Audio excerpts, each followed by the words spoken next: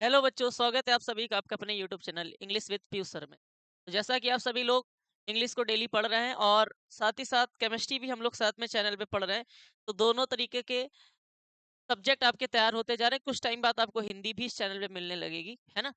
Math भी मिलेगी, सब कुछ होगा, लेकिन अभी जो चल रहा है उसको देखते रहिए। आज हम लोगों का 2017, अभी इसके पहले आप लोगों ने देखा होगा 2017 का पेपर डिस्कस करते हुए, उसमें 2017 का सेट एक डिस्कस किया था। मैंने आपको बताया था 2017 के पहले जितने भी पेपर थे 2012 से लेके 16 तक, उसमें पूरे उत्तर प्रदेश में एक ही सेट आता था और वो एक ही सेट हमने आपके लिए डिस्कस किया था।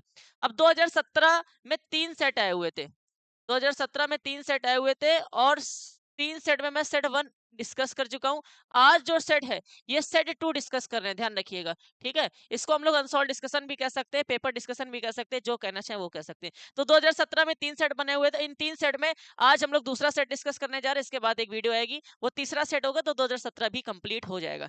सबसे बड़ी बात है, हम लोग जो पढ़ते हैं यहाँ पर पेपर डिस्कशन में बहुत फायदा होता है, क्योंकि यहाँ पे हम लोग वोकैब भी पूरी कंप्लीट कर रहे हैं, ग्रामर भी पूरी कंप्लीट कर रहे हैं, सब कुछ कर रहे हैं। तो देखा जाए तो अगर आप लोग अलग अलग वोकैब याद करते थे प्रीवियस 10 ईयर की, तो अगर आप पेपर भी खाली देख लेते हो तो भी आपको प्रीवियस 13 ईयर का सारा कुछ तैयार हो जाएगा। ठीक है, चलिए चलते हैं 2017 के पेपर की तरफ। सेकंड पेपर है और ये पूरा ग्रामर से रिलेटेड है। पहला क्वेश्चन, सबसे पहला हमारा क्वेश्चन होता है नरेशन का। तो ये नरेशन का है, change the following into indirect form of speech.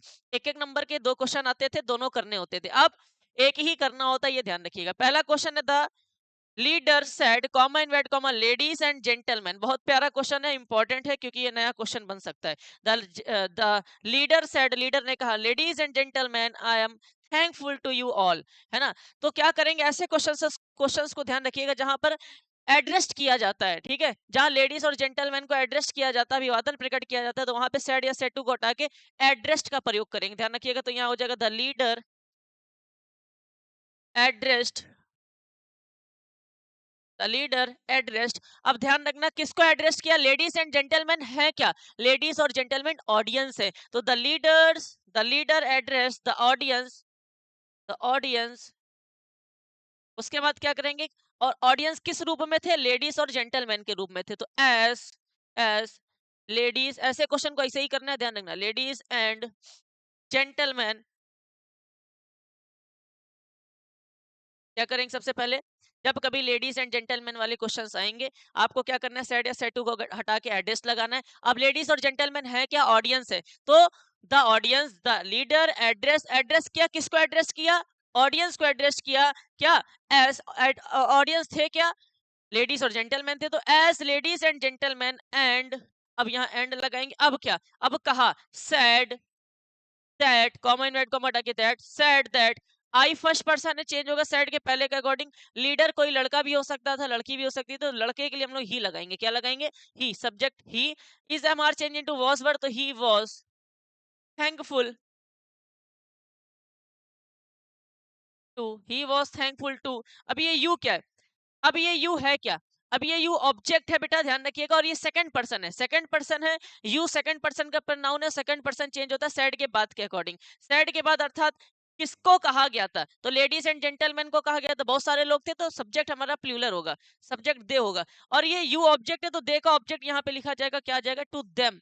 दे का ऑब्जेक्ट होता है to them thankful, sorry to them all, to them all.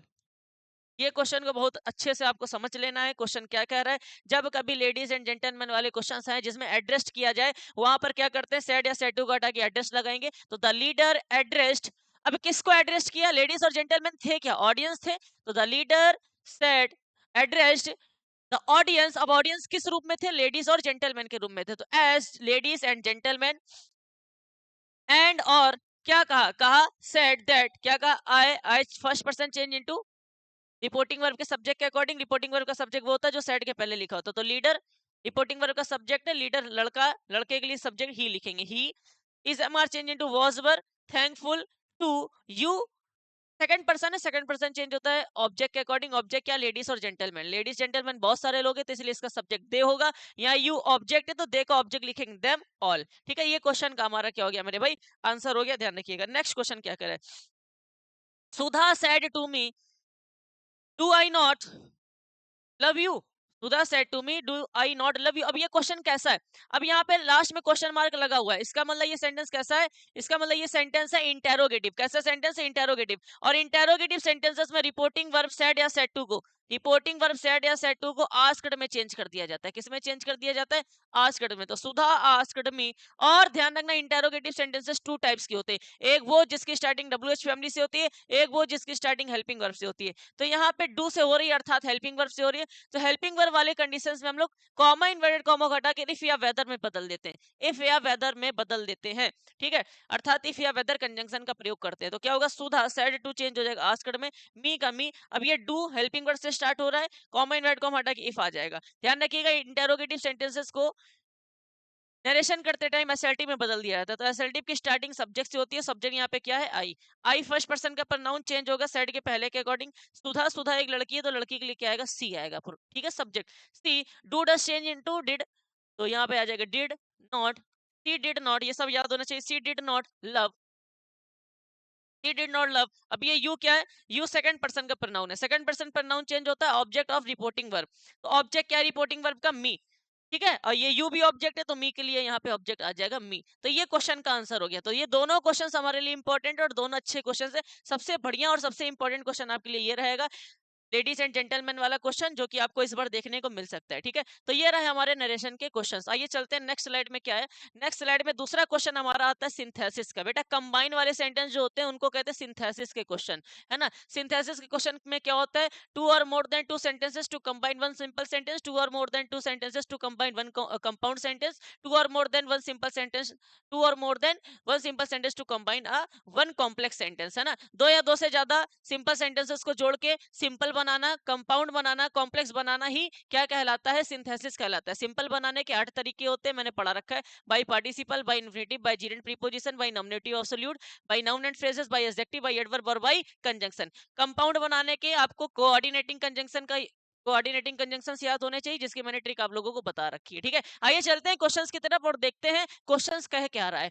कह रहा है combine the following sentences as directed with in the bracket, मतलब इसको चेंज करना है, बदलना है जो ब्रैकेट में लिखा है उसके अकॉर्डिंग। ठीक है, बड़ा सरल क्वेश्चन है, आप लोगों को यहाँ पे देखना होगा। बहुत सिंपल क्वेश्चन आया हुआ है। He was ill, he went to school, he was ill, he went to school. आप लोगों को मैंने बताया था यदि पहले सेंटेंस में कोई बी की फॉर्म आई हो, यदि पहले सेंटेंस में कोई बी की फॉर्म आई हो, बी की फॉर्म क्या होती?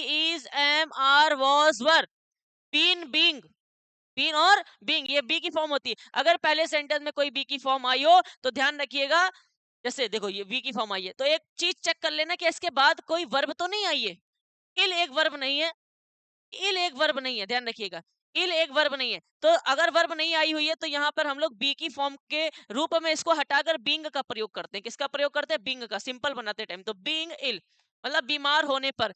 बींग का मतलब होता है होना, बी का मतलब होता है होना, आईएनजी लग गया होने पर। तो बीमार होने पर क्या हुआ? ही वेंट टू स्कूल, वह स्कूल नहीं गया। ही वेंट टू स्कूल, वह स्कूल नहीं गया। बीमार होने पर वह स्कूल नहीं गया। ध्यान रखना यदि पहले सेंटेंस में इज, एम, आर, वॉज, वर आया हो, उसके बाद वर्ब ना आई हो और वहां होने पर का सेंस चाहिए हो, तो वहां पे उसको हटाकर बींग का प्रयोग किया जाता है। अब बच्चे कहेंगे सर ही नहीं लिखा। देखो ही और ही ये दोनों एक ही सब्जेक्ट है, तो आगे चल के मैंने एक सब्जेक्ट लिख दिया है, आगे नहीं लिखेंगे। ठीक है, तो इसका बन गया सिंपल। ठीक है, अब नेक्स्ट क्वेश्चन क्या कह रहा है? नेक्स्ट कह रहा है the boy failed many times, लड़का कई बार फेल हुआ। He gave up his study, gave up का मतलब होता है छोड़ देना, गेव अप का मतलब होता है छोड़ देना, उसने अपनी पढ़ाई छोड़ दी। लड़का कई बार फेल हुआ, he gave up his studies, उसने पढ़ाई छोड़ दी। किसमें चेंज करना है? कंपाउंड सेंटेंस में चेंज करना है। और कंपाउंड सेंटेंस बनता है कोऑर्डिनेटिंग कंजंक्शन से। और कोऑर्डिनेटिंग कंजंक्शन कितने होते हैं वो हमने आपको कल भी बताया था। फैन बॉयज 7 होते हैं। एफ का मतलब फॉर, ए का मतलब एंड, एन का मतलब नॉर, बी का मतलब बट, ओ का मतलब और, वाई का मतलब एट, एस का मतलब सो या देयरफॉर। इतने कोऑर्डिनेटिंग कंजंक्शन होते हैं, इनका प्रयोग करके ही आपको बनाना होता है कंपाउंड। तो इनका प्रयोग करना बड़ा सरल है। The boy failed many times, बच्चा कई बार फेल हुआ। He gave up his studies, उसने अपनी पढ़ाई छोड़ दी। तो कुछ ऐसा कर दो, कुछ देखो। अच्छा इसका हम बता दे रहे, फॉर का मतलब के लिए नहीं होता है, क्योंकि होता है, ध्यान रखना। कंपाउंड में फॉर का मतलब क्योंकि होता है। एंड का मतलब होता है और, इसका मतलब होता है ना, इसका मतलब होता है या, इसका मतलब होता है लेकिन। ठीक है, बट का मतलब होता है लेकिन, और का मतलब आपको पता ही चल गया, या येट का मतलब होता है फिर भी, एट का मतलब होता है फिर भी। तो या देयरफॉर का मतलब होता है इसलिए, ठीक है, इसलिए। तो इन सब की हिंदी याद रखनी है। अब बताओ इनमें से किस कंजंक्शन का यूज करके सेंटेंस को हम लोग कंपाउंड बना सकते हैं। तो the boy failed many times, बच्चा कई बार फेल हुआ। He gave up his studies, उसने अपनी पढ़ाई छोड़ दी। बच्चा कई बार फेल हुआ इसलिए उसने अपनी पढ़ाई छोड़ दी। तो the boy failed many times, the boy failed many times, बच्चा कई बार फेल हुआ इसलिए का सेंस निकालेंगे। या और उसने पढ़ाई छोड़ दी, और मजा नहीं आ रही, बच्चा कई बार फेल हुआ इसलिए उसने अपनी पढ़ाई छोड़ दी। और इसलिए के लिए क्या लगाते हैं, सो या देयरफॉर, तो देयरफॉर लगा दो। Therefore, therefore he gave up, therefore he gave up his studies. Simple है, हो गया सेंटेंस। देयरफॉर का यूज किया, बन गया। तो इस तरीके से सेंटेंसेस आते हैं पेपर में। कंपाउंड पूछा जाए तो कंपाउंड तो इतने से ही बनने वाला है। आप क्वेश्चन की हिंदी निकालो, देखो कौन सा सुटेबल कंजंक्शन यूज होगा, उससे काम हो जाएगा आपका, ठीक है। आइए चलते हैं नेक्स्ट क्वेश्चन की तरफ। नेक्स्ट क्वेश्चन कह क्या रहा है, नेक्स्ट क्वेश्चन कह रहा है transform of the following sentences as directed with in the bracket. Bracket में जो लिखा है उसके अकॉर्डिंग इसका ट्रांसफॉर्मेशन करना है। ट्रांसफॉर्मेशन में 5 टॉपिक होते हैं, remove too, use too, degree of comparison, active voice and passive voice, change the condition of the sentences. Transform का मतलब होता है कि उसको ट्रांसफॉर्म कर दो लेकिन सेंस नहीं बदलना चाहिए। ट्रांसफॉर्मेशन कर दो लेकिन सेंस नहीं बदलना चाहिए, है ना। जैसे ओबे योर टीचर्स, ओबे योर टीचर्स का मतलब होता है टीचर के आज्ञा का पालन करो, टीचर के आज्ञा का पालन करो। अब इसका निगेटिव बनाना है, निगेटिव बनाइए, लेकिन सेंस नहीं चेंज होना चाहिए, ध्यान रखिएगा, सेंस नहीं चेंज होना चाहिए। तो हम लोग क्या करेंगे, ओबे हमारा एक इंपेरेटिव सेंटेंस, और इंपेरेटिव सेंटेंस का जब निगेटिव बनाते हैं तो डू नॉट लिखते हैं, डू नॉट डिसोबे। डिसोबे का मतलब होता है अवज्ञा, ठीक है, ना पालन करना। Do not disobey your teacher. हमने आपको पढ़ाया था निगेटिव बनाते टाइम, आपको बताया था निगेटिव जब बनाया जाता है तब क्या करते हैं कि ये जो दे रखा है इसका अपोजिट लिख दो, निगेटिव बन जाएगा। देखो क्या होता है, ट्रांसफॉर्मेशन है, निगेटिव बनाने के लिए क्या करना पड़ता है, ऐसा निगेटिव बनाओ कि सेंस ना चेंज हो। तो जैसे कि do not disobey your teachers मतलब अपने टीचर्स का अवज्ञा मत करो, अवज्ञा मत करो, है ना। अवज्ञा मत करो तो क्या करो, पालन करो उनकी बातों का, है ना। तो देखो सेंस नहीं चेंज हुआ, सेंस नहीं चेंज हुआ। जैसे कि हमने कह दिया he is a good boy, he is a good boy, simple सा सेंटेंस। अगर हम आपसे कहते हैं निगेटिव बनाइए, ट्रांसफॉर्मेशन का मतलब होता है कि सेंस नहीं चेंज होना चाहिए, निगेटिव में बदल दो लेकिन सेंस नहीं चेंज होना चाहिए। तो हम क्या करेंगे, ही इज, निगेटिव बनाओ, not a bad boy, good का लिख दिया बैड बॉय, तो इसका निगेटिव बन गया। अगर आप देखोगे तो दोनों की हिंदी सेम है, he is a good boy वह अच्छा लड़का है, he is not a bad boy वह गंदा लड़का नहीं है। इसका मतलब क्या है, अच्छा लड़का है, तो दोनों का सेंस क्या है, सेम है। इसको कहते हैं ट्रांसफॉर्मेशन। तो सेम यहाँ पे भी मैंने यही किया है, ओबे योर टीचर्स, टीचर के नियमों का पालन कीजिए। और फिर मैंने इसको निगेटिव बनाना तो मैंने क्या कर दिया, do not disobey your teachers, अपनी टीचर के आज्ञा का पालन, अवज्ञा मत करो अर्थात आज्ञा का पालन करो। तो ये बन गया, ठीक है, ध्यान रखिएगा। नेक्स्ट क्वेश्चन क्या कर रहा है, नेक्स्ट कह रहा है he decided to sell his house. अब ये एक्टिव वॉइस पैसिव वॉइस का क्वेश्चन है, पैसिव वॉइस में चेंज करना है। इसको बहुत तरीके से कर सकते हैं लेकिन हम आपको सिंपल से एक तरीका बता रहे हैं। यहाँ पे ऑब्जेक्ट देख लो, हिज हाउस है, हिज हाउस को उठा के स्टार्टिंग में ले आओ, सब्जेक्ट बना दो हिज हाउस, ठीक है। अब ये डिसाइडेड वर्ब की सेकंड फॉर्म में चेंज हो जाएगा वॉज वर्ब में, ठीक है। तो हिज हाउस के साथ वॉज आएगा, his house was decided, his house was decided. अब ये टू लगा है ना, तो टू के बाद बी लगाया जाता है, टू बी। और टू बी के साथ वर्ब की थर्ड फॉर्म आती है, तो सेल की थर्ड फॉर्म लिख दो, to be sold, to be sold by, ठीक है, चेंज हो जाएगा हिम में। तो ये हमारा इसका पैसिव वॉइस हो गया। एक और इसका स्ट्रक्चर होता है, इट वाज डिसाइडेड दैट, उसके बाद इसको चेंज किया जाता है। तो आप इतना सिंपल से याद रखो, हिज हाउस को उधर ले जाएंगे, सब्जेक्ट बना देंगे, तो हिज हाउस डिसाइडेड, वर्ब की second form change into was verb, तो वाज डिसाइडेड, वर्ब की थर्ड फॉर्म लगाएंगे ना वॉच के साथ, डिसाइडेड, फिर टू, टू के बाद बी लगेगा, और टू बी के साथ वर्ब की थर्ड फॉर्म आएगी सोल्ड बाय, ही उधर चला जाएगा, तो क्या हो जाएगा, हिम हो जाएगा। तो ये इसका हो जाएगा फाइनल आंसर। तो ये तो रहा हमारा ट्रांसफॉर्मेशन का क्वेश्चन। अब नेक्स्ट क्या होता है, नेक्स्ट आता है हमारा क्वेश्चन सिंटेक्स का। थोड़ा सा आपको ये ब्लर दिखाई दे रहा होगा क्योंकि पेपर बहुत पुराने हैं, हम आपको बार बार बताते हैं, उसको मैं कैसे ना कैसे करके ढूंढता हूँ और फिर आपके लिए यहाँ पे लेके आता हूँ, ठीक है। Correct four of the following sentences, ये अनसॉल्व में नहीं दे रखे हैं पेपर, अनसॉल्व में 2019 से दे रखे हैं, ठीक है। हम आपके लिए बहुत पुराने पुराने पेपर डिस्कस कर रहे हैं, आप देख भी रहे होगे, और न जाने कितने वो कैब आपको तैयार करा रहे हैं। तो बहुत हेल्पफुल है, आप देखते रहिए और काम होता रहेगा आपका, ठीक है। और ध्यान रखिएगा, केमिस्ट्री भी हमारे चैनल पे पढ़ाई जा रही है, तो केमिस्ट्री में भी पढ़ते रहिए, सारा कुछ इंपॉर्टेंट पढ़ाया जा रहा है। Correct 4 of the following sentences, इसमें से कोई 4 सेंटेंसेस को करेक्ट करना है। करेक्ट वाला कोई कभी भी कोई क्वेश्चन आ जाए इसका मतलब वो सिंटेक्स का क्वेश्चन है। करेक्ट वाला कभी भी कोई क्वेश्चन आ जाए इसका मतलब है सिंटेक्स का क्वेश्चन, इसका सिंटेक्स करना है। तो his mother is confined at her bed. Confined का मतलब होता है एक छोटी सी जगह, है ना। तो हिज मदर इज कन्फाइंड, ध्यान रखिएगा कन्फाइंड के साथ टू आता है मेरे भाई, फिक्स प्रीपोजिशन। कन्फाइंड के साथ टू आता है, की के साथ टू आता है।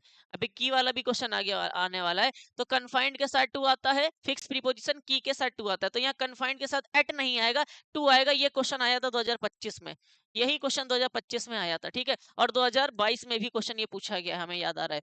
तो हिज मदर इज कन्फाइंड के साथ एट नहीं आएगा, क्या आएगा, टू आएगा। तो ये सिंपल सा क्वेश्चन था, यही एरर थी। नेक्स्ट क्वेश्चन क्या है, next, he as well as you are innocent. हमने आपको उस दिन कॉन्सेप्ट दिया था, एक कॉन्सेप्ट हमने आपको दिया था, जब कभी एज वेल एज दो सब्जेक्ट को जोड़ रहा हो, जब कभी एज वेल एज इन्हीं दो सब्जेक्ट को जोड़ रहा हो, तो आगे आने वाली जो वर्ब होगी, आगे आने वाली जो वर्ब होगी वो पहले सब्जेक्ट के अकॉर्डिंग आएगी। किसके अकॉर्डिंग आएगी, पहले सब्जेक्ट के अकॉर्डिंग आएगी। तो पहला सब्जेक्ट क्या है, देखो एज वेल एज दो चीजों को जोड़ रहा है, ही और यू को, ही और यू को जोड़ रहा है। तो हमने कहा आगे आने वाली जो वर्ब होगी वो किसके अकॉर्डिंग आएगी, पहले सब्जेक्ट के अकॉर्डिंग। पहला सब्जेक्ट क्या है, ही के अकॉर्डिंग क्या आता है, आर नहीं आता, ही के अकॉर्डिंग क्या आता है, इज आता। तो बस यही यहाँ पे गलती थी, आर की जगह क्या होना चाहिए था, इज होना चाहिए था। कॉन्सेप्ट मैंने लिख दिया है, जब कभी एज वेल एज दो सब्जेक्ट को जोड़ेगा तो आगे चल के जो वर्ब होगी वो अपने पहले सब्जेक्ट के अकॉर्डिंग आएगी। तो यहाँ आर जो आया वो यू के अकॉर्डिंग आया, जो कि गलत है, क्योंकि एज वेल एज से दो सब्जेक्ट जुड़ रहे हैं, और ये वर्ब जो आएगी वो पहले के अकॉर्डिंग आएगी, अर्थात ही के अकॉर्डिंग आएगी, ठीक है। नेक्स्ट क्या है, देखो pull chain for stopping the train. Pull chain for stopping the train, देखो चैन है चैन एक डेफिनिट है, डेफिनिट के लिए हम लोग यहाँ दा लगाएंगे, ध्यान रखिएगा। बस यहाँ पे यही एरर थी, आर्टिकल की एरर थी। पुल द चैन, आपने फ्रेज भी सुना होगा, pull the chain for stopping the train, ठीक है। एक फिक्स दिखाने के लिए आप इसके पहले क्या लगा देंगे, दा लगा देंगे। नेक्स्ट क्वेश्चन क्या है, नेक्स्ट क्वेश्चन है I doubt that he will pass. मुझे संदेह है कि, मुझे संदेह है कि, देखिए एक कॉन्सेप्ट लिख दे रहा हूँ, जब कभी डाउट वाला सेंटेंस आ जाए, जब कभी डाउट वाला सेंटेंस आ जाए तो वहां पे इफ या वेदर का प्रयोग किया जाता है, दैट का प्रयोग नहीं किया जाता है। दैट का प्रयोग नहीं किया जाता, इफ या वेदर का प्रयोग किया जाता है। ये कॉन्सेप्ट नोट कर लेना। तो डाउट लिखा हुआ है तो डाउट के बाद दैट नहीं आएगा, क्या आएगा, इफ या वेदर आएगा। इफ या वेदर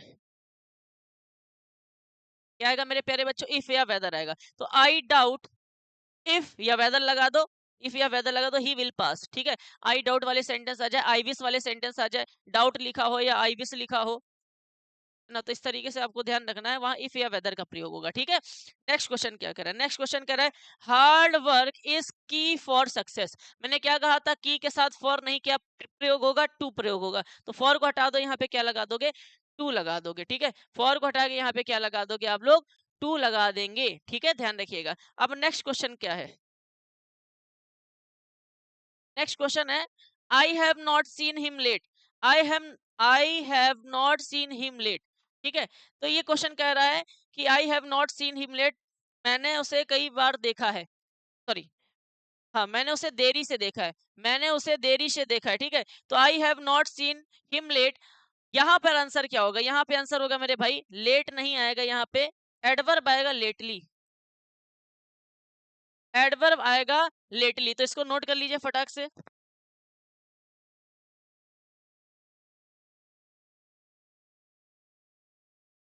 ठीक है।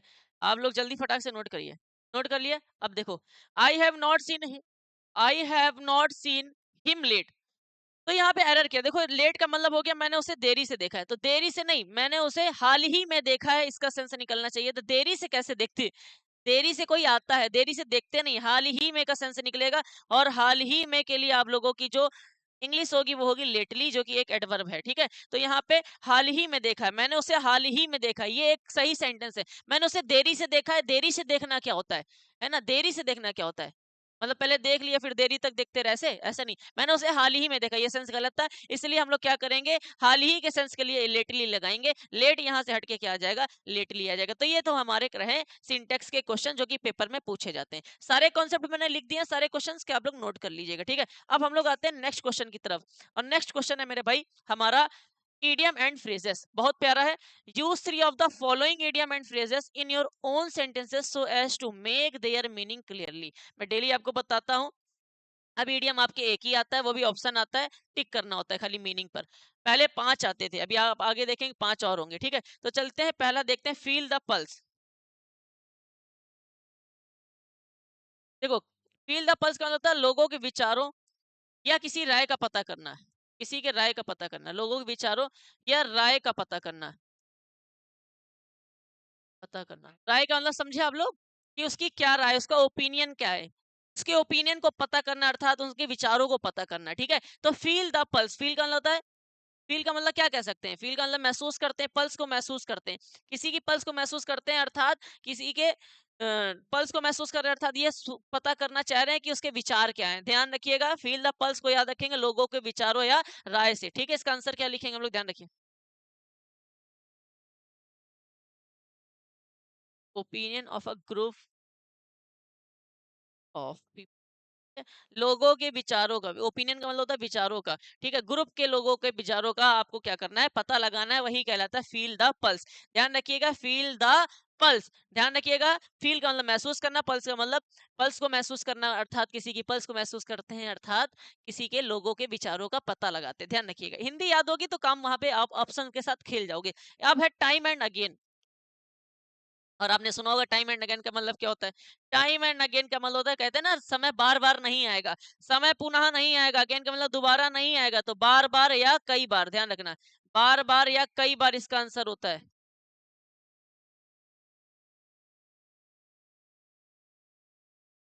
देखो एक सेकेंड, ऑफन इसका आंसर सबसे बढ़िया हम बता रहे हैं आपको, ऑफन होता है, ठीक है? ऑफन, टाइम एंड अगेन का मतलब होता है ऑफन, ऑफन का मतलब होता है कई बार, अक्सर। ऑफन का मतलब एग्जैक्ट होता है अक्सर, आप लोगों ने सुना होगा, हमने आपको क्लास में भी पढ़ाया था, ऑफन का मतलब अक्सर। इसका एंटोनियम पूछा जाए तो ध्यान रखिएगा, सेल्डम। सेल्डम का मतलब होता है कभी कभार, सेल्डम का मतलब होता है कभी कभार, ठीक है? तो यहाँ से हमारे माइंड में आ गया, तुमने आपको बता दिया। आप ध्यान रखिएगा, टाइम एंड अगेन का मतलब होता है बार बार, ठीक है, या कई बार, इसका आंसर होगा ऑफन। ऑफन का मतलब होता है अक्सर, ठीक है? और इसका कभी कभार, ऑफन का एंटोनियम पूछ ले तो एंटोनियम होता है सेल्डम, ठीक? नेक्स्ट है प्रॉस एंड कॉन्स। देखो इसका मतलब होता है फायदे, प्रॉस या कॉन्स, प्रॉस या कॉन्स का मतलब होता है फायदे या नुकसान, ठीक है? फायदे या नुकसान, इसका मतलब हो जाएगा, फायदे और नुकसान का मतलब क्या होता है, फायदे का मतलब प्रॉफिट, एंड नुकसान का मतलब क्या होता है, लॉस, ठीक है? देखो अगर आप लोगों को हिंदी याद है तो आप पेपर में जो ऑप्शन आएंगे ना चार, उसमें आप खेल जाओगे। हिंदी याद होनी चाहिए, इनका मतलब क्या होता है, फील द पल्स का मतलब होता है लोगों के विचारों का पता लगाना, किसी की राय जानना, टाइम एंड अगेन का मतलब होता है कई बार या बार बार, प्रॉस एंड कॉन्स का मतलब होता है फायदे या नुकसान। नेक्स्ट है बीट अबाउट द, दिखाइए, PUSH। अच्छा, थोड़ा सा ब्लर है ना, क्योंकि बहुत पुराना पेपर है, इसलिए हमारे, आपको तो क्लियर लग रहा होगा, लेकिन हम पास में खड़े तो हमको बहुत ब्लर दिखाई दे रहा है। Beat about the bush, beat about the bush का मतलब होता है घुमा फिरा के बात करना, घुमा फिरा कर बात करना, घुमा फिरा कर बात करना। इसका मतलब होता है, देखो, बीट अबाउट द बस, बस, तो बस से याद करेंगे, बस क्या करती है, घूम फिर के जाती है ना, तो घुमा फिरा के बात करना, अर्थात घुमा फिरा के बात करना का मतलब हो जाएगा नॉट स्पीकिंग डायरेक्टली, मतलब डायरेक्ट किसी बात को ना कहना, किसी भी बात को डायरेक्ट ना कहना, अर्थात घुमा फिरा के कहना, इसका आंसर ये हो सकता है। ऑप्शन कुछ और भी आ सकता है, तो कैसे पता करेंगे, अगर आपको हिंदी याद है तो मेरे भाई आप पेपर में आंसर कर दोगे। तो बीट अबाउट द बश का मतलब होता है घुमा फिरा के बात करना, इसकी हिंदी आप लोगों को ध्यान रखनी है। नेक्स्ट है अ फूल्स पैराडाइज, ये तो हमने आपको कई बार पेपर में कराया है। फूल्स पैराडाइज, देखो हमने आपको याद कराया था परदेसी फूल, परदेसी फूलों को याद रखना, ये पेपर में 2024 और 2025 दोनों साल में पूछा गया था। अ फूल्स पैराडाइज, देखो हमने आपको बताया था पैराडाइज को याद रखेंगे परदेसी से, फूल को याद रखेंगे फूल से। परदेसी फूल जो होते हैं, परदेसी फूल जो होते हैं वो क्या कर देते हैं, आप लोगों को मूर्ख बना देते हैं, इस पूरी दुनिया को मूर्ख बना देते हैं। क्यों? क्योंकि भैया जब प्रपोज किया जाता है तो परदेसी फूल ही तो दिया जाता है, देसी फूल कोई नहीं देता गुलाब का, परदेसी देते हैं, जो 10 रुपए का आता है, 20 रुपए का आता है, वो परदेसी फूल है।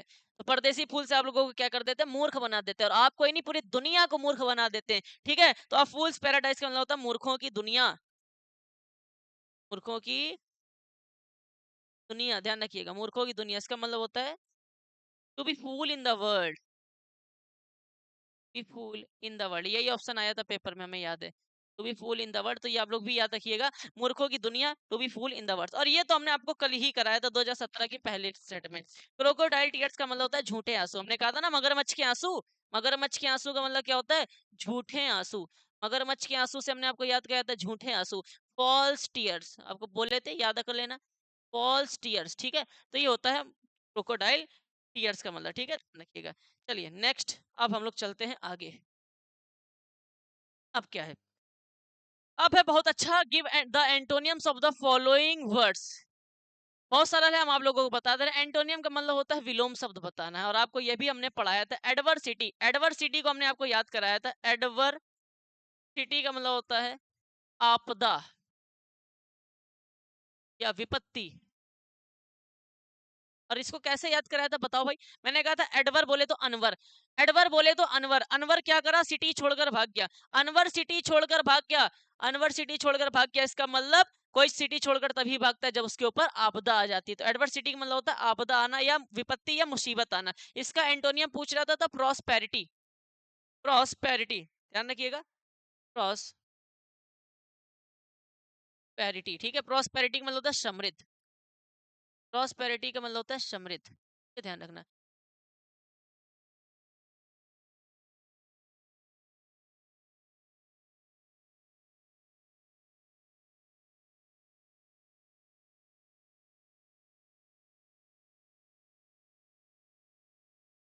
चलिए कोई बात नहीं। चलो, तो एडवर्सिटी का मतलब होता है, एडवर्सिटी, एडवर्सिटी मतलब अनवर सिटी छोड़कर भाग गया। कोई सिटी छोड़कर तभी भागता है मेरे भाई जब उस पर मुसीबत आ जाती है या आपदा आ जाती है। तो इसका उल्टा हो जाएगा प्रॉस्पेरिटी, प्रॉस्पेरिटी मतलब होता है समृद्ध होना, ठीक है। नेक्स्ट क्वेश्चन है बैरन, बैरन का मतलब होता है बंजर, बैरन का मतलब होता है बंजर। कहते हैं ना बंजर पड़ी हुई है, बैरन पड़ी हुई है। तो बैरन का एंटोनियम पूछेगा तो फर्टाइल, ध्यान रखिएगा। बैरन का फर्टाइल होता है, फर्टाइल का मतलब होता है उपजाऊ, फर्टाइल का मतलब क्या होता है उपजाऊ, ये ध्यान रखिएगा, ठीक है। ये आप लोगों को ध्यान रखना है, ठीक है। अब चलते हैं नेक्स्ट हम लोग इस पे। तो give the सिनोनियम of the following words, सिनोनियम बताना है इन शब्दों के। तो बहुत आसान है, ब्रेव का मतलब होता है बहादुर, और इसके सिनोनियम बताने हैं। तो करेज आपने सुना होगा, करेज सुना होगा, या कभी कहता है करेजियस, करेजियस ऑप्शन में आता है। तो करेजियस या करेज का मतलब भी होता है साहस, का मतलब होता है साहस, ठीक है। तो ये पेपर में आपके ऑप्शन आएगा, यही आएगा, इस वजह से मैं यही लिख रहा हूँ। ध्यान रखिएगा, ब्रेव का सिनोनियम पूछा जाए, सिनोनियम मतलब होता है समानार्थी शब्द पूछा जाए, तो आप लोग क्या कर लेंगे, कर लेंगे। और ये तो बहुत आसान है। कन्फेस का हमने आपको बहुत बार बताया, कन्फेस का मतलब होता है इनकार करना। कन्फेस का मतलब क्या होता है, मना करना या इनकार करना, सॉरी, कन्फेस का मतलब होता है स्वीकार करना, सॉरी बेटा, कन्फेस का मतलब होता है स्वीकार करना। और कन्फेस का हो जाएगा एक्सेप्ट, एडमिन हो जाएगा, एडमिट, और एक्नॉलेज हमने आपको बताया था एक बार।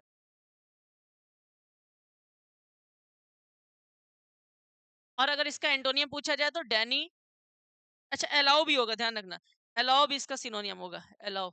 अगर इसका एंटोनियम पूछा जाए तो एक्सेप्ट, एडमिट, एक्नॉलेज, अलाउ, या कन्फेस का पूछा जाए क्या एंटोनियम, तो डैनी, डेनाय, कहते डैनी नहीं डेनाय, या फिर रिजेक्ट, या फिर रिफ्यूज। अगर इसके एंटोनियम पूछे जाए, डेनाय, रिजेक्ट, या रिफ्यूज। तो ये तीनों आपको ध्यान रखना है। इन सबका मतलब होता है इनकार करना, सबका मतलब होता है इनकार करना अर्थात मना करना। ये सब पेपर में पूछा जा सकता है, इनमें से कोई भी पूछा जाएगा। बताइए एक्नॉलेज का, एक्नॉलेज का एंटोनियम, तो कुछ भी आ सकता है इसमें ऑप्शन में, ध्यान रखना, डिनाई भी हो सकता है, डिफ्यूज भी हो सकता है, और रिजेक्ट भी हो सकता है। तो ये आप लोगों को बात ध्यान रखनी है। अब आता है हमारी तरफ, बहुत ब्लर है, बहुत ज्यादा ब्लर है, लेकिन फिर भी हम आपको बताने की कोशिश करेंगे। Substitute one word of the following expression, ऐसा कुछ लिखा है, मतलब सब्स्टिट्यूशन वाला क्वेश्चन है। और ये लिखा हुआ है ruler, RULER, ruler who has absolute, बहुत ज्यादा ब्लर है, एब्सोल्यूट अथॉरिटी शायद, है ना, ruler who has absolute authority.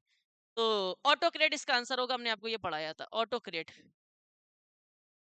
एक ऐसा व्यक्ति जिसका खुद का शासक हो, स्वयं का शासक हो। उसको हमने आपको जब ईडीएम पढ़ा रहे थे, सॉरी जब वन वर्ड्स की सीरीज चला रहे थे, तब हमने आपको बताया था ruler who has absolute authority, उसको कहते हैं ऑटोक्रेट, ठीक है। ठीक है, ध्यान रखिएगा। अब अच्छा, इसको एक डिक्टेटर भी कहा जाता है, ध्यान रखिएगा, डिक्टेटर, डिक्टेटर कभी कभार पेपर में मान लो आज, एक सेकंड, डिक्टेटर, ठीक है। तो आपको ध्यान रखना, ruler who has absolute authority, अगर ये क्वेश्चन आ जाए तो आपको आंसर आज माइंड में होना चाहिए ऑटोक्रेट या फिर डिक्टेटर, ठीक है। नेक्स्ट क्वेश्चन क्या है, द द थिंग विच में कॉज डेथ। अच्छा, डेथ का कारण क्या होता है, ये हमने आपको बताया था। मृत्यु का कारण क्या होता है, फेटल, घातक। ठीक है, फेटल आपका होता है, इसको ध्यान रखना है। ठीक है, फेटल इसका आंसर होता है। तो ये दोनों तो वन वर्ड्स हमने आपको करा रखे थे, ये आप लोग कर लोगे। नेक्स्ट चलते हैं, नेक्स्ट क्वेश्चन क्या कह रहा है। नेक्स्ट में ये क्या लिखा हुआ, अच्छा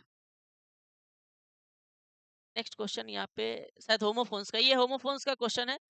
और होमोफोन्स ये दो लिखे हुए हैं, ये समझ नहीं आ रहा है। इधर देखिए क्या है, देख लेते हैं यहाँ। हाँ, ये लिख रखा है, एक शोर है। ठीक है, एक शोर, दोनों होमोफोन्स का मतलब होता है बोलने में इनका प्रोनाउंसिएशन सेम होता है, मीनिंग अलग अलग अलग होती है। एक शोर का मतलब होता है उड़ना, ऊंचाई पर पहुंचना या तेजी से बढ़ना। जब कभी हम लोग ऊंचाई पे उड़ते हैं या कभी कोई काम तेजी से करते हैं रैपिडली, तो हम लोग उसको क्या कहते हैं मेरे भाई, शोर कहते हैं, SOAR। इसका वाक्य में प्रयोग करना था, ये हमने कर लिया है, हम आपको बता दे रहे।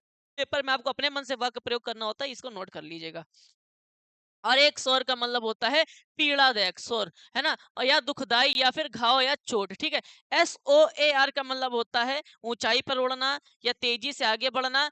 और मेरे भाई ध्यान रखना, और SORE का मतलब होता है पीड़ादायक या फिर दुख या फिर दुखदाई। ठीक है, ध्यान ध्यान रखना इसका, ये मीनिंग है मेरे भाई, और इसके सेंटेंस में प्रयोग है, तो इसको आप लोग स्क्रीनशॉट ले लो, पेपर में कर लेना है। ठीक है, अब नेक्स्ट देखो। नेक्स्ट हमारे भाई यहाँ पे बहुत इंपॉर्टेंट है, ये बहुत इंपॉर्टेंट पैसेज है। और मैं आपको बता दूं, ये 2017 में आया है, 2022 में आया है, 2023 में आया है, 2024 में आया है, 2025 में आया है। ये पैसेज इतना ज्यादा इंपॉर्टेंट है। मुंशी प्रेमचंद एक महान साहित्यकार थे। Munshi Premchand was a literary writer, है ना, ग्रेट लिटरेरी राइटर। उनका जन्म हिज उनका जन्म लमही नामक ग्राम में हुआ था, है ना। तो his birth name of Lamhi village, है ना। तो आप लोगों के सामने एक साधारण परिवार में जन्म लेने के बाद भी उन्होंने पूरे विश्व में अपना नाम रोशन किया। तो ये आप लोगों के सामने इसका बढ़िया सा ट्रांसलेशन है, इसको नोट कर लीजिएगा मेरे भाई। और कैसे करना है ट्रांसलेशन, वो हम आपको डेली बता रहे हैं।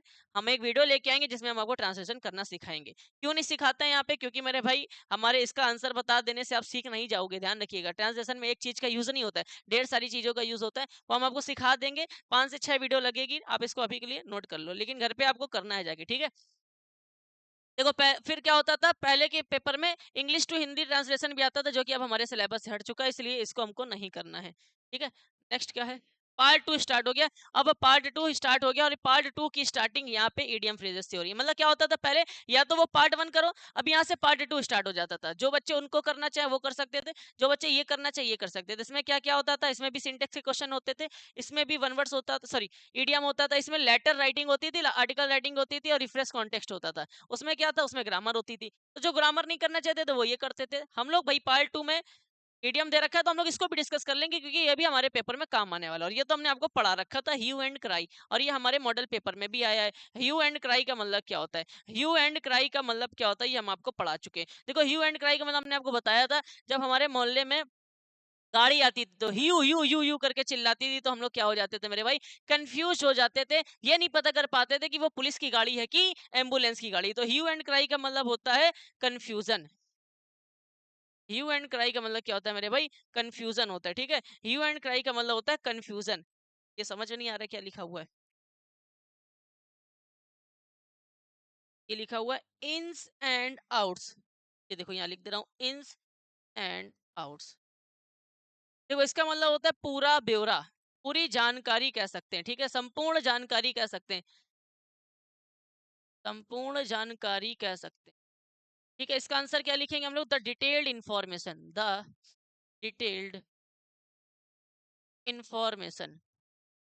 ठीक है, थोड़ा सा यहाँ ब्लर दिखाई दे रहा है, आपको क्लियर दिखाई दे रहा होगा कैमरे में, क्योंकि मैं चेक चेक करता हूँ, जब यहाँ खड़ा रहता हूँ मुझे ब्लर दिखाई देता है, जब मैं वीडियो देखता हूँ तो दिखता है को सब तो दिखाई दे रहा है ना। अच्छी बात है, आपको कैमरे में दिखाई देता है। चलो, तो यू एंड क्राई का मतलब होता है कंफ्यूजन। यू यू यू करके जब एम्बुलेंस चिल्लाती है या पुलिस वाले की आवाज चिल्लाती है, तो हमें समझ नहीं आता है। पुलिस वाले की गाड़ी की आवाज जब चिल्लाती है तो हमें समझ में नहीं आता ये एम्बुलेंस की आवाज है कि और पुलिस वाली गाड़ी की आवाज है, तो हम लोग कंफ्यूज हो जाते हैं। तो यू एंड क्राई का मतलब होता है कंफ्यूजन। ठीक है, इन्स एंड आउट्स का मतलब होता है पूरा ब्यौरा या संपूर्ण जानकारी, the detail information. Null and void का मतलब, देखो, कानूनन रद्द। नल एंड वॉइड का मतलब होता है कानूनन, कानूनन रद्द। इनवैलिड कह सकते, इनवैलिड कह सकते मेरे भाई, इनवैलिड। जब कोई काम इनवैलिड होता है तो हम लोग उसको कहते हैं नल एंड वाइड। नल हो गया, कहते हैं ना, नल मतलब रिक्त हो गया, नल का मतलब रिक्त होना, वाइड हो गया है ना, तो इसको कहते हैं कानूनी रूप से रद्द हो जाना, अर्थात इनवैलिड हो जाना। To bear the palm, to bear, ठीक है, टू बियर द पाम,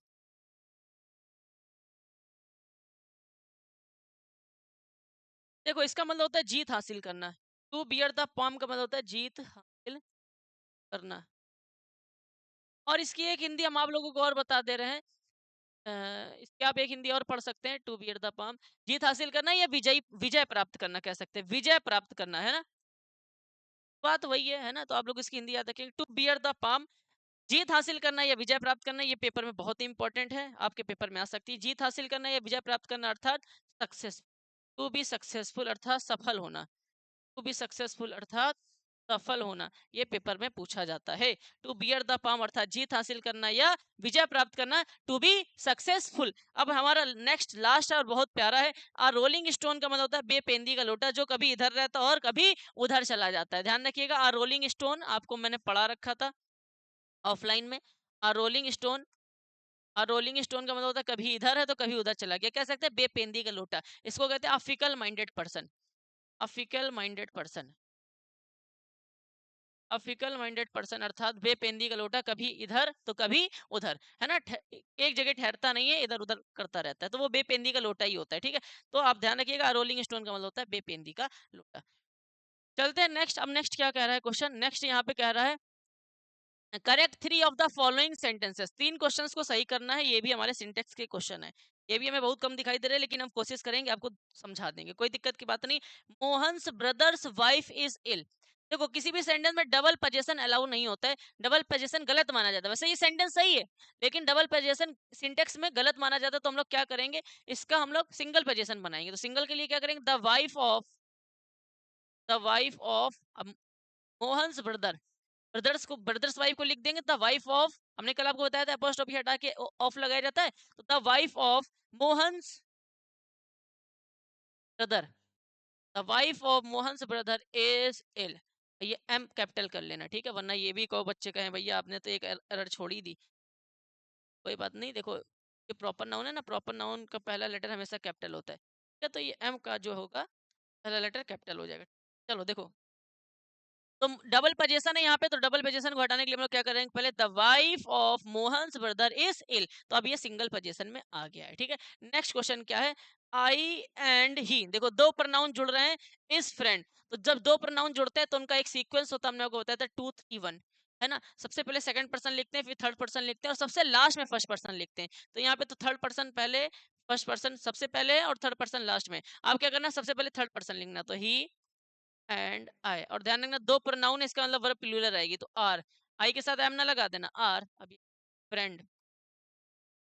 तो ये आपको मैंने पढ़ा रखा था, आपको ये पता है, दो प्रोनाउन जब कभी पर्सनल प्रोनाउन एक साथ आते हैं तो उनका सीक्वेंस ये होता है, पहले सेकंड पर्सन का आएगा, फिर थर्ड पर्सन का आएगा, फिर फर्स्ट पर्सन का आएगा। नेक्स्ट क्वेश्चन क्या कर रहा है, I request you to kindly attend the function, देखो रिक्वेस्ट का मतलब भी होता है प्रार्थना करना, और काइंडली मतलब भी होता है एक तरीके से विनम्र रूप से प्रार्थना करना। तो काइंडली और रिक्वेस्ट एक ही सेंस देते हैं, तो यहाँ से काइंडली को हटा दो, तो क्योंकि यहाँ पे खुद ही एक प्रार्थना का सेंस निकल रहा है, मैंने रिक्वेस्ट की है ना।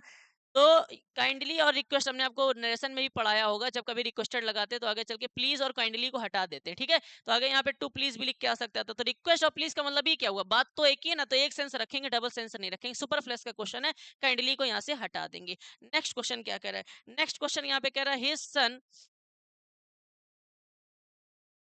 his son does nothing but play, his son does nothing but play, देखो नथिंग बट का मतलब होता है के अलावा, नथिंग बट के अलावा, सॉरी नथिंग बट का मतलब होता है के अलावा, नथिंग बट का मतलब होता है मेरे प्यारे बच्चे के अलावा।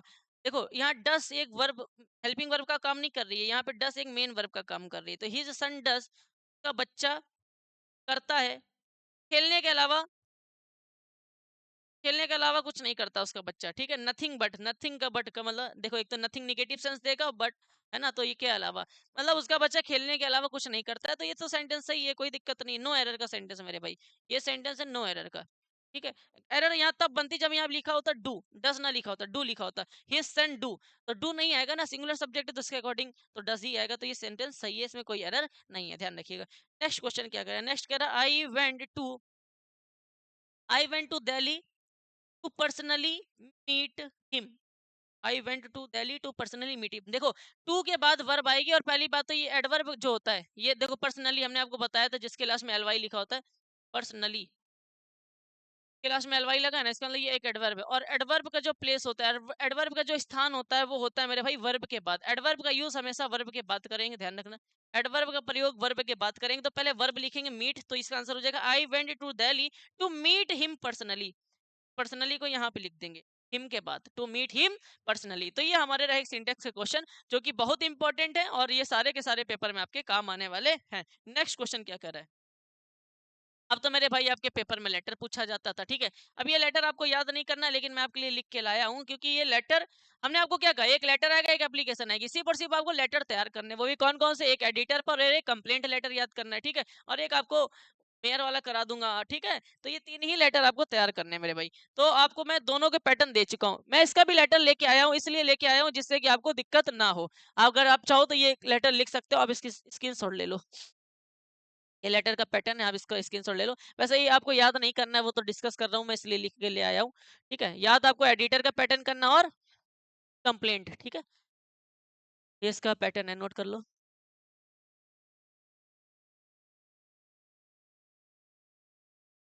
ठीक है। इसका पैटर्न, इसको फटाक से नोट कर डालिए। अब हमारा पेपर में क्या आता है, अब ये लास्ट क्वेश्चन हमारे पेपर में होता है, जिसका नाम होता है read the following passage carefully, है ना, and answer the questions that follow. Follow का मतलब था फॉलोइंग, अर्थात निम्नलिखित क्वेश्चंस का आंसर भी देना है। तो हमने आपको कॉम्प्रिहेंशन करना बताया ही था, do not read the passage carefully, firstly read the questions carefully, है ना, क्वेश्चंस को करना होता है। तो हम आपको कॉम्प्रिहेंशन भी बोले हैं ना, डेली हम आपको जब डिस्कस करते हैं तो कॉम्प्रिहेंशन नहीं डिस्कस करते हैं। बच्चा का सर काहे नहीं करते हो, सर काहे नहीं करते हो, तो इसलिए नहीं करते हैं क्योंकि मेरे भाई पैटर्न ये अलग आता था, अब पैटर्न अलग आने लगा, 15 नंबर का कॉम्प्रिहेंशन आता है, और हम आपको मेथड बताएंगे करना कैसे, ठीक है। तो डेली डेली कॉम्प्रिहेंशन को कराएंगे तो फिर वीडियो बहुत लॉन्ग हो जाएगी, समय आपका बर्बाद होगा, और आपको समय बर्बाद करना नहीं है। केमिस्ट्री, फिजिक्स और मैथमेटिक्स पे भी बहुत ज्यादा फोकस करना है, ठीक है। जो चीजें समझाने वाली है वो हम आपको समझाते रहते हैं वीडियो के तहत। तो ये सारी चीजें हैं मेरे भाई, इसको पढ़ लीजिएगा। ये पैसेज है, इसको एक बार पढ़ लेना, ये एक पैसेज है, इसको पढ़ लीजिएगा। उम्मीद है आपको दिखाई दे रहा होगा, हमें तो ब्लर दिख रहा है वैसे भी आधा ज्यादा, ठीक है। ये पैसेज के कुछ क्वेश्चंस हैं, इनके आंसर मैं लिख के लेके आया हूँ आप लोगों के लिए। आंसर आप लोग इसका स्क्रीनशॉट ले सकते हैं, ठीक है। इसके आंसर का स्क्रीनशॉट ले लो, ठीक है मेरे भाई, सबका स्क्रीनशॉट ले लीजिए। अब 15 नंबर का पैसेज आता है, वो हम आपको बताएंगे उसको कैसे करना होता है, वो तो बाद में बता देंगे। हाउ टू सॉल्व कॉम्प्रिहेंशन, आप वीडियो में कमेंट ही नहीं करते हो तो कहाँ से बता देंगे भाई, ठीक है। तो मेरे भाई ये पेपर पूरा समाप्त हो चुका है, और इस पेपर का डिस्कशन हम लोगों ने अच्छे से समझ लिया है। तो मेरे भाई आज की वीडियो को हम लोग यहीं पे रखेंगे, और ये था 2017 का सेट नंबर 2। 2017 में 3 सेट आए हुए थे, 2017 में 3 सेट आए हुए थे, सेट नंबर 1 हो चुका है। ये सेट नंबर 2 डिस्कस कर लिया। अब जो नेक्स्ट वीडियो आएगी वो आएगी सेट नंबर 3 की। सर वन वर्ड वाली सीरीज जो चल रही थी वो नहीं आ रही, बस बेटा अब 1-2 दिन में वो भी आने लगेगी, है ना, क्योंकि अब इकट्ठा एक ही वीडियो में आएगा, क्योंकि 20 तक तो मैं आपको करा ही चुका हूँ, 21 में पेपर नहीं होता, 22, 23, 24, 25 इसमें एक ही एक वो आते थे, वन वर्ड आते थे, पहले 6-6 आते थे वन वर्ड, अब एक ही एक आता था, तो एक ही एक को अब एक वीडियो में साथ थोड़ी ना डिस्कस करेंगे। तो मैं पीपीटी बनाऊंगा जिसमें 22, 23, 24, 25 चारों साल के साथ चुका 28 वन वर्ड्स डिस्कस कर देंगे, और वो पूरी वन वर्ड की सीरीज क्या हो जाएगी, समाप्त हो जाएगी। फिर इडियम पढ़ाएंगे आप लोगों को। और वैसे भी ये भी क्या चल रहा है, ये भी तो सीरीज ही चल रही है एक तरीके से, इसमें भी तो सारा कुछ पढ़ा रहे हैं। तो ध्यान रखिएगा, इस वीडियो को देखते रहिए और बताते रहिए आपको नेक्स्ट वीडियो क्या चाहिए, किस टॉपिक पे चाहिए, और क्या आपको यहाँ पढ़ाया जाता है वो समझ में आता है नहीं आता है, और नहीं आता है तो क्यों नहीं आता है वो आप तो जानते ही होगे। तो उसका रीजन लिखो, आपको क्यों नहीं आता, क्योंकि आपने पढ़ नहीं रखा है। तो कौन सी वीडियो आपको चाहिए वो आपको हमें बताना होगा। तो मेरे प्यारे बच्चों, आज की इस वीडियो को हम लोग यहीं पे समाप्त करते हैं, तब तक के लिए जय हिंद, जय भारत।